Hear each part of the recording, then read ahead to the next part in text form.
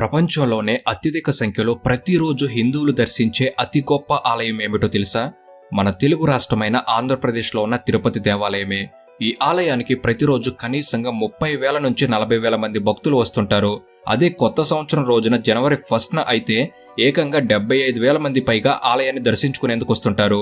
ఈ ప్రత్యేకత కారణంగానే తిరుపతి ఆలయం అనేది ప్రపంచంలోనే అత్యంత ధనిక హిందూ దేవాలయంగా, ఎక్కువ మంది సందర్శించే హిందూ దేవాలయంగా గిన్నిస్ వరల్డ్ రికార్డులో సైతం స్థానాన్ని పొందింది. మరి ఇంతలా ప్రాముఖ్యతను దక్కించుకున్న ఈ తిరుమల చరిత్ర ఏమిటి? ఈ ఆలయాన్ని ఎవరు స్థాపించారు? ఇక్కడ స్వామివారు ఎలా అవతరించారు? ఈ ఆలయ ప్రత్యేకతలు, చరిత్ర ఏమిటి అనే ఈ పూర్తి విషయాలని ఈ వీడియోలో మీకు తెలియజేస్తాను. మీకు అర్థమయ్యే రీతిలోనే సింపుల్ గా వివరిస్తాను.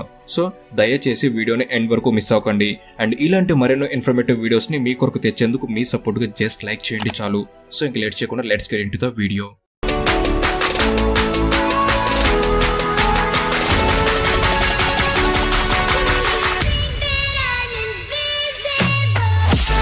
అసలు ఈ ఆలయం ఇక్కడ వెలియడానికి ముందు అసలేం జరిగింది, పురాణాల్లో ఏముంది అనేది మొదటిగా చూద్దాం.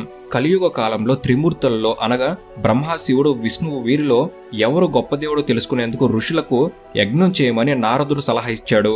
దాంతో ఋషులంతా ఏకమై చివరికి సప్త ఋషుల్లో ఒకరైన భృగు మహర్షిని త్రిమూర్తుల్ని పరీక్షించేందుకు పంపుతారు. భృగు మహర్షి మొదటిగా దేవతల రాజైన ఇంద్రుడి దగ్గరకు వెళ్తాడు.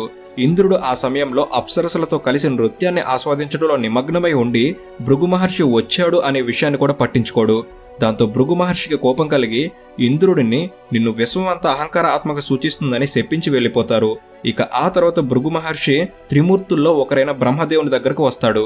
బ్రహ్మదేవుడు ఆ సమయంలో తనకు ఉన్న 4 తలలలో ఒక తలతో వేదాల్లో పఠించడం, మరొక తలతో ధ్యానం చేయడం, మరొక తలతో ప్రపంచాన్ని సృష్టించడం, అలాగే మరో తలతో తన భార్య సరస్వతితో గడపడం వంటి వాటిలో బిజీగా ఉండి భృగు మహర్షిని గుర్తించడు. ఇక ఆ తర్వాత భృగు మహర్షి శివుడి దగ్గరకు వెళ్తాడు. ఆ సమయంలో శివుడు తన భార్య పార్వతితో కలిసి రుద్ర ధ్యానంలో నిమగ్నమై ఉండి మహర్షిని గమనించడు. దాంతో భృగు మహర్షి కోపానికి గురై శివుడిని నీవెప్పుడు నిరాకార లింగంలో మాత్రమే పూజింపబడతావు అని శపిస్తాడు. ఇక ఆ తర్వాత చివరిగా విష్ణువు దగ్గరకు వెళ్తాడు.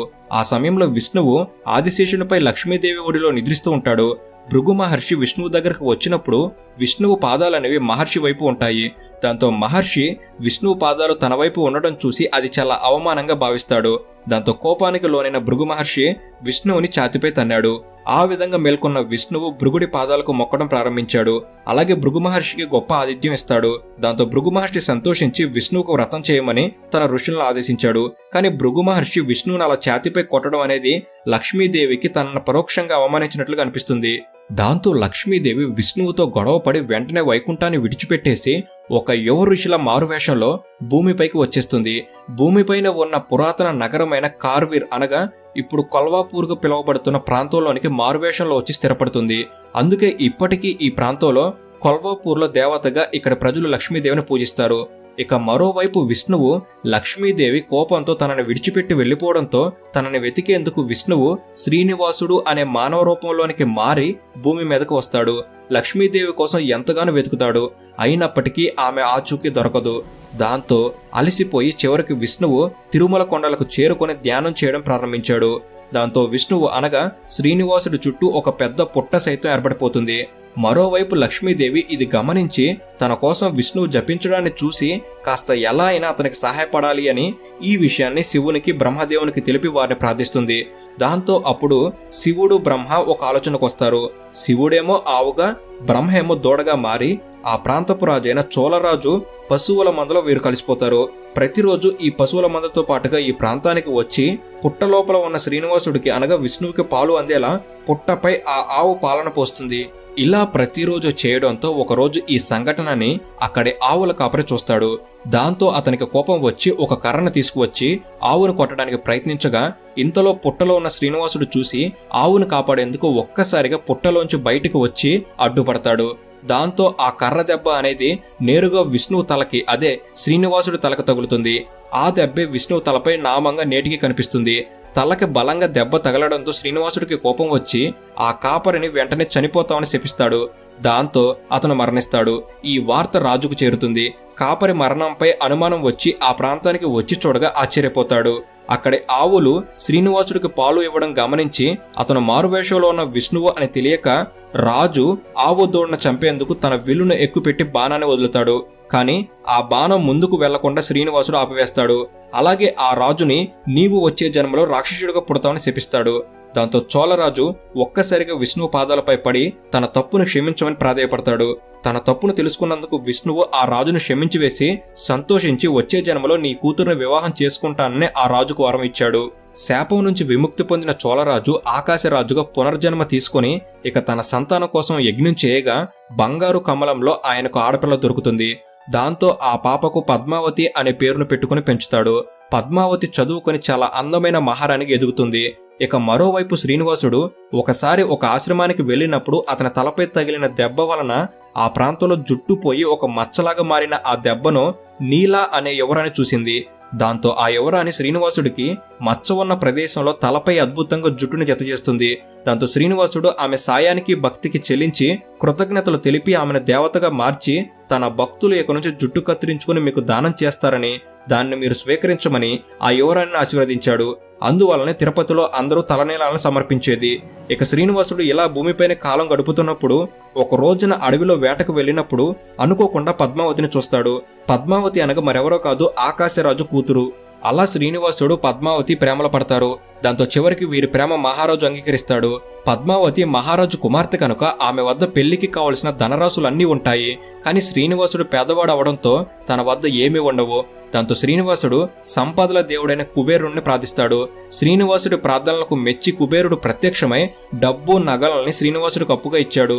అవి తీసుకున్న శ్రీనివాసుడు తీసుకున్న ఈ అప్పుని ఇక నుంచి తన భక్తులు తనకు సమర్పించే కానుకల ద్వారా తీరుస్తానని చెప్తాడు.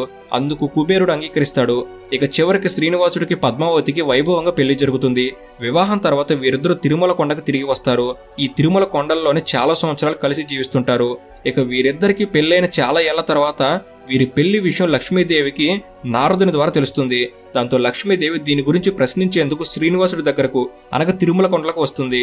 దాంతో తిరుమల కొండలపై శ్రీనివాసుడికి లక్ష్మీదేవికి పద్మావతికి మధ్య గొడవ జరగడంతో ఈ జరిగిన గొడవ కారణంగా శ్రీనివాసుడు రాయిలాగా మారిపోతాడు. తమ భర్త రాయిగా మారిపోవడంతో లక్ష్మీదేవి పద్మావతి కూడా తమ భర్తతోనే ఎప్పటికీ ఉండాలని వారిద్దరు కూడా రాతి దేవతలుగా మారిపోతారు. లక్ష్మీదేవి ఏమో శ్రీనివాసుడి ఛాతిపై ఎడమవైపున, పద్మావతి ఏమో శ్రీనివాసుడి ఛాతి కుడివైపున ఉంటుంది. ఇలా ఈ విధంగా తిరుమల కొండల్లో విష్ణువు అతని భార్యలు దేవుని విగ్రహాలుగా మారి కొలువవడం జరిగిందని పురాణాలు తెలుపుతున్నాయి. ఇవే కాకుండా మరికొన్ని పురాణాల్లో మరో విధంగా కూడా ఈ చరిత్రను తెలపడం జరిగింది. ఇక విష్ణువులు ఆయన భార్యలు శిలలుగా మారిపోయాక మొట్టమొదటిగా వైకానస అర్చకుడు గోపీనాథ దీక్షితులు వీరిని కనుగొని శ్రీవారి ప్రస్తుతం ఉన్న ప్రదేశంలో ప్రతిష్ఠించి అర్చించినట్లు పురాణాలు వివరిస్తున్నాయి. ఇక ఈ ప్రాంతంలో ఈ ఆలయాన్ని ఆకాశరాజు సోదరుడు తొండమాన్ చక్రవర్తి నిర్మించాడని ప్రతీతి. ఈ తిరుమల క్షేత్రం ఏర్పడి దాదాపుగా 1500 ఏళ్లు దాటిందని చరిత్రలో ఉంది. ఇక ఆ తర్వాత ఒక్కొక్క తరం రాజులు రకరకాల రాజ్యాల నుండి సైతం వచ్చి ఈ ఆలయాన్ని మరింతగా అభివృద్ధి చేస్తూ మరింత అద్భుతంగా నిర్మించుకుంటూ రావడంతో నేటి మన తరానికి ఎంతో వైభవంగా ఈ తిరుమల తిరుపతి ఆలయం రావడం జరిగింది.